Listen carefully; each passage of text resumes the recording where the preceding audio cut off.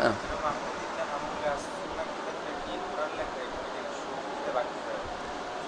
ইমাম আহমদ ইবনে হাম্বল রাহমাহুল্লাহ আস-সুন্নাহ কিতাবটি কি তার লেখা, এটার মধ্যে একটু মতভেদ আছে। এর বেশিরভাগ বর্ণনায় তিনি না লাগলেও তার ছেলে কিতাব আব্দুল্লাহ ইবনে আহমদ ইবনে হাম্বল আস-সুন্নাহ একটা আছে, তো ওইটার সাথে এটা মিলে অনেক কিছুতে। এই জন্য অনেকে মনে করে থাকেন যে এটা ছোট এটা বড় একই জনের। যদি ইমাম আহমদ ইবনে হাম্বল এটা কিন্তু আসলে দোষের কিছু নেই, পুরোটাই সহিহ আকীদার ভিত্তিতে। এইটাও কোনো দোষের কিছু নেই, আকীদার কিতাব। আলহামদুলিল্লাহ আকীদার কিতাবগুলোর কয়েকটা নাম আছে, আমরা পড়েছিলাম মনে আছে। একটা হলো আস-সুন্নাহ, আকীদার কিতাবগুলোর এক নাম হচ্ছে আস-সুন্নাহ। আকীদার কিতাবগুলোর আরেকটা নাম হচ্ছে কি আত-তাওহীদ। আকীদার কিতাবগুলোর আরেকটা নাম হচ্ছে কি আল আকীদা। আরেকটা আকীদার কিতাবগুলোর আরেকটা নাম হচ্ছে আল ঈমান। আকীদার কিতাবগুলোর আরেকটা নাম হচ্ছে আল ইতিকাদ। আরেকটা কিতাব আরেকটা নাম হচ্ছে আল ফিকহুল আকবার। হ্যাঁ, আকীদার কিতাবগুলোর এই উসুলউদ্দিন আরেকটা নাম। এই নামগুলো গ্রহণযোগ্য নাম, কোনো সমস্যা নেই আলহামদুলিল্লাহ। এই জন্য আস-সুন্নাহ নামে বেশিরভাগ আকীদার কিতাব লেখা হয়েছিল পূর্ববর্তী আমলে। আমরা আকীদার কিতাব খুঁজে পাই না, যদি আস-সুন্নাহ নামে কিতাবগুলি খুঁজি আমরা শত শত কিতাব পাবো যেগুলি এই আকীদার কিতাব। আলহামদুলিল্লাহ কোনো সমস্যা হবে না। এমনকি বড় বড় কিতাবের মধ্যেও সুন্নাহ অংশটুকু আকীদার, যেমন বুখারীতে কিতাবুস সুন্নাহ, কিতাবুল ইতিসাম বিল কিতাবুস সুন্নাহ, কিতাবুত তাওহীদ, কিতাবুল ঈমান, এগুলো আকীদার কিতাব, এগুলো আকীদার অংশ। হ্যাঁ, এই সুতরাং আকীদার কিতাবগুলো এই নামে লেখা হয়েছে। এই জন্য ইমাম আহমদ ইবনে হাম্বল তিনি লিখেছেন, অনেকে বলেন কেউ বলেন লেখেন, মতভেদ আছে থাকলেও আলহামদুলিল্লাহ এটার মধ্যে কোনো দোষের কিছু নেই, সহিহ আকীদার জিনিস। আল্লাহ তাআলা কোরআনে কারীম বলছেন কুল লিল্লাহিশ শাফাআতু জামিআ, সুপারিশের মালিক কে? আল্লাহ। সুপারিশের মালিকানা যার, তিনি যাকে অনুমতি দিবেন সে করবে, এর আগে করতে পারে না। এই জন্য আল্লাহ বলছেন মানদাল্লাযী ইয়াশফাউ ইনদাহু ইল্লা বিইজনি, এমন কেউ আছে অনুমতি ব্যতীত তার কাছে সুপারিশ করবে? অর্থাৎ মালিকানা, আমার জিনিসের মালিকানা, আমি যদি বলি এটা আমার জিনিস, তা আপনি সুপারিশ করতে হলে তো আমার অনুমতি লাগবে। হ্যাঁ, এই জন্য আল্লাহর কাছে অনুমতিবিহীন কোনো সুপারিশ হবে না। দুইটা শর্ত। দ্বিতীয় হচ্ছে যার জন্য সুপারিশ করবেন তিনিও তাওহীদবাদী হতে হবে। মুশরিক হলে তার জন্য সুপারিশ হবে না, মুশরিক হলে তার জন্য কোনো সুপারিশ হবে না। দুইটা শর্ত সুপারিশের জন্য। কয়টা শর্ত? দুইটা। এক নম্বর হচ্ছে আল্লাহর অনুমতি, দ্বিতীয়টা হচ্ছে যার জন্য সুপারিশ করবেন তার তিনি তাওহীদবাদী হতে হবে, তিনি মুশরিক হতে পারবেন না। মুশরিক হলে তার জন্য কোনো সুপারিশ হবে না। আপনি শিরিক করার জন্য সুপারিশ করতেছেন, তো চাইতেছেন শিরিক করতেছেন, তো এটা আপনার জন্য গ্রহণযোগ্য হবে না। এই জন্যই শাইখুল ইসলাম বলতেছে যে আপনি কাউকে ডাকলে, মাধ্যম ডাকে তার কাছে সুপারিশকারী বানাচ্ছেন, এটা জায়েজ নাই, কারণ এটা শিরিক। কারণ সুপারিশ আপনি আল্লাহর কাছে বলবেন, আল্লাহ অমুককে আমাকে সুপারিশকারী বানিয়ে দাও, আল্লাহ মুহাম্মদ সাল্লাল্লাহু আলাইহি ওয়াসাল্লামকে আমার জন্য সুপারিশকারী বানিয়ে দাও, তিনি আমার জন্য সুপারিশকারী বানিয়ে দাও, আল্লাহ তুমি নেককার বান্দাদেরকে আমার জন্য সুপারিশকারী বানিয়ে দাও, আল্লাহ শহীদদের জন্য আমার জন্য সুপারিশ করে সে তৌফিক দাও, তাদেরকে সুপারিশকারী বানিয়ে দাও। আল্লাহ বানিয়ে দিবে, আপনি তাদেরকে চাইতে পারেন না। কেন?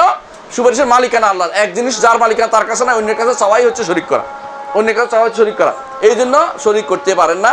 এই জন্য আল্লাহ তাআলা কোরআনে কারীম বলেছেন, আমি ইনশাআল্লাহ সালাত আযানের পরে ইনশাআল্লাহ জবাব দেব।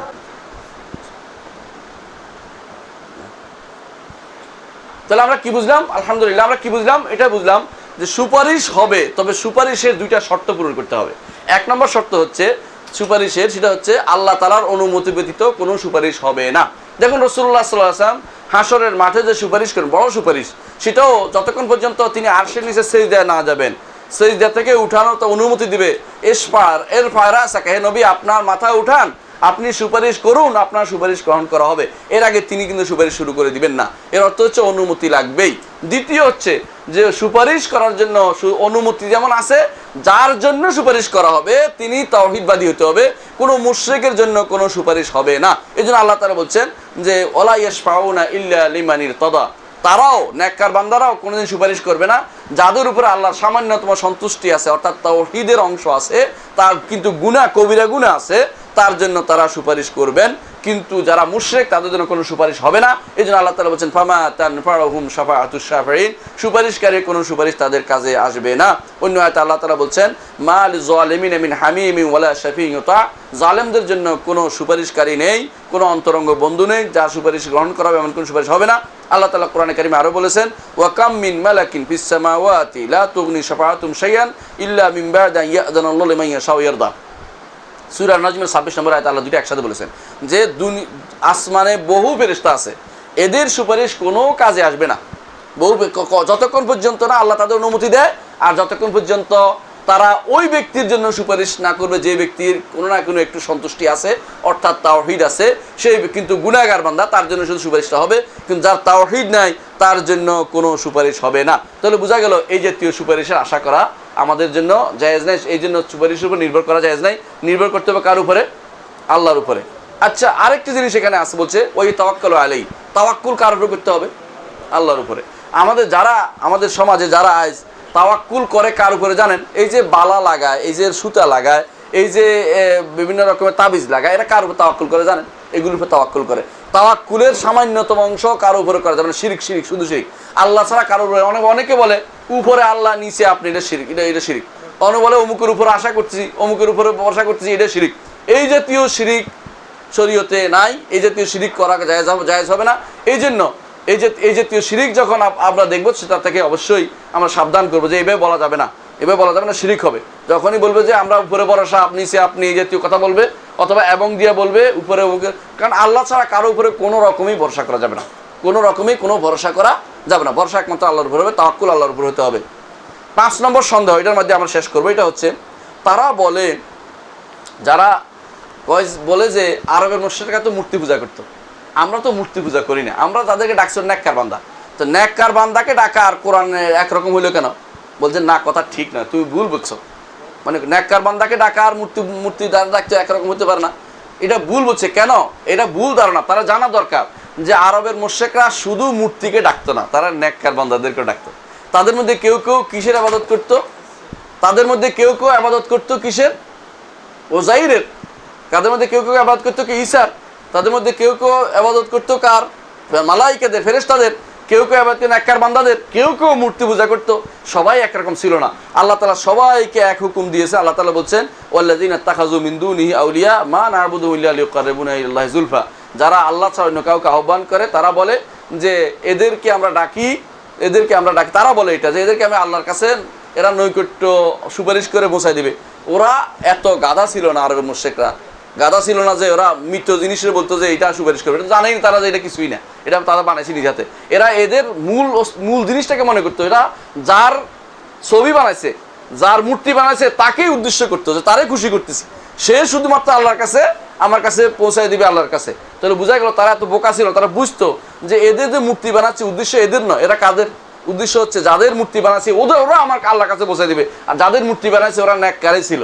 সুতরাং বোঝা গেল তোমরা যাদের ইবাদত করো, এই ওলি আল্লাহদের, আরবের মুশরিকরা এই ওলি আল্লাহদের ইবাদত করতো। সুতরাং এই জাতীয় মাধ্যম ধরা ইসলামের শরীয়তে নাই, এটা হচ্ছে শিরিক। এই জাতীয় যদি কেউ মাধ্যম ধরে, শিরিক হবে এবং তার ঈমান হারা হয়ে যাবে। এটা আমাদের আজ বেশি বেশি করে প্রচার প্রসার করা দরকার। কারণ দেখা যাচ্ছে এখন বহু মানুষ আছে, এক সময় তো মানুষ ওলি আল্লাহদের কথাই বলতো, তাই না? ওয়াকালু লা তাযারুন্না ওয়াদ্দান ওয়ালা সুওয়ান ওয়ালা ইয়াগুস ওয়া ইয়াউকা ওয়া নাসরা। এরা ছিল কি? আল্লাহর ওলির 5 জন ওলি আল্লাহ ছিল নূহ আলাইহিস সালামের কওমে। এদেরকে মাধ্যম ধরতো। এখন কিন্তু শুধু মাধ্যম এটা না, গাছও ধরে, গাছ ধরে না, কবর মাছ ধরে না, এমনকি পাথরও ধরে, এমনকি পাতা শুরু যেটা পাই এটাই ধরে। কি জন্য ধরে? যে এটা দিয়ে বুঝি উপকার হবে। আপনি দেখবেন গ্রহণযোগ্য নয় বা বিবেকে ধরে না এমন কাজও তারা করতেছে। আমি দেখলাম কালকে একজনের আমার কাছে পাঠাইলো, পাকিস্তানের ড্রেনের পুজো হচ্ছে, ড্রেন ময়লার ড্রেন করছে না, কে জানি বলছে যে ড্রেনের উপকারিতা আছে, খালাস ড্রেনের পুজো আরম্ভ হয়ে গেছে। ড্রেনের মধ্যে সেজদা, গোসল সব চলতেছে ময়লার মধ্যে। মানে পাগল কাকে বলে, কত বড়। আরও দেখবেন ভারতের মানুষ কি করে জানেন? হ্যাঁ, গরুর পা দিয়ে পূজা, পা দিয়া দোয়া করে দিচ্ছে। হ্যাঁ, দেখবেন ছবি, দেখবেন নেটে পাইবেন যে পা দিয়া ছুঁয়ে দিচ্ছে, আর মহা খুশি। গরু উপর দিয়ে হাঁটে যাচ্ছে, মহা খুশি। গরুর মাধ্যম ধরছে। হ্যাঁ, মানুষ বলে গরুর মাধ্যম ধরছে, মানুষ গরুর চেয়ে অদম হয়েছে আর কি। ইনহুমিল্লাহ কাল আনআম বাল হুম আদাল। এরা চতুষ্প জন্তুর চেয়ে নিকৃষ্ট হয়ে গেছে। এই হচ্ছে আমাদের বর্তমান অবস্থা। এই জন্য আমাদেরকে এই জাতীয় শিরিক থেকে মুক্ত থাকতে হবে। আল্লাহ আমাদের হেফাজত করুন যে আমরা যেন এই মাধ্যম পূজা শুরু না করি, বরং আমরা একমাত্র আল্লাহ তাআলার ইবাদত করি। মাধ্যম ধরার কোনো দরকার নেই। এই জাতীয় মাধ্যম আমরা ধরবো কি জন্য? শুধুমাত্র দ্বীন শিখার জন্য, কোরআন বুঝার জন্য আলেমদের কাছে যাব, কিন্তু তাদের মাধ্যমে ইবাদত করতে হবে, নইলে ইবাদত যাবে না। যেমন আমরা ঠাকুররা বলে, এরা কিন্তু ইবাদত করার অনুমতি নাই। ঠাকুর যতক্ষণ পর্যন্ত এখান দিয়ে ওখান দিয়ে ঘুরে গাড়াইয়া খাইয়ে বেল না খুলবে, ততক্ষণ পর্যন্ত এদের কিছু ইবাদত হয় না। কিন্তু আমাদের কাছে আলহামদুলিল্লাহ রাতের অন্ধকারে, দিনের বেলায়, সব সময় যখনই আল্লাহকে ডাকি, আল্লাহ সরাসরি আল্লাহকে ডাকতে বলছে, আল্লাহ তাআলা উদউনি আস্তাজিব লাকুম, আমাকে ডাকো আমি তোমার ডাকে সাড়া দেব। আল্লাহ বলতেছে, আল্লাহ ওয়াইজা সাআলাকা ইবাদি আন্নী ফাইন্নী করিব উজিবু দাওয়াতাদ দাঈ ইযা দাআন ফালিয়াস্তাজিবু লি ওয়া লিউমিনু বি লাআল্লাহুম ইয়ারশুদুন। আলহামদুলিল্লাহ, আমরা আসলে আজকে দর্স এখানে শেষ করতে চাচ্ছি। ইনশাআল্লাহ পরবর্তীতে আমরা তৃতীয় যে কাজে মানুষ ঈমান হারা হয়ে যায় সেটা ইনশাআল্লাহ আগামী দর্সে আলোচনা করব। আল্লাহ আমাদেরকে সুস্থ রাখুন এবং ঈমানের উপর রাখুন, আমাদের ঈমান হেফাজত করুন। ওয়া আখিরু দাওয়ানা আলহামদুলিল্লাহি রাব্বিল আলামিন। আসসালামু আলাইকুম ওয়া রাহমাতুল্লাহি ওয়া বারাকাতুহু।